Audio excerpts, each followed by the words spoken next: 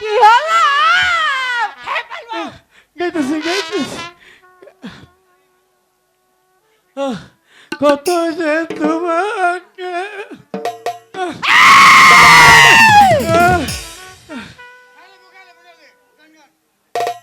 খেয়ে ফেলবো। সত্যি আমি তোমাকে ভালোবাসি। সত্যি তুমি আমাকে ভালোবাসো? হ্যাঁ, তুমি আমাকে আচ্ছা, খাবে না তো? খাবো না, খাবো না না। আচ্ছা তাহলে একটি কথা বলো তো, তুমি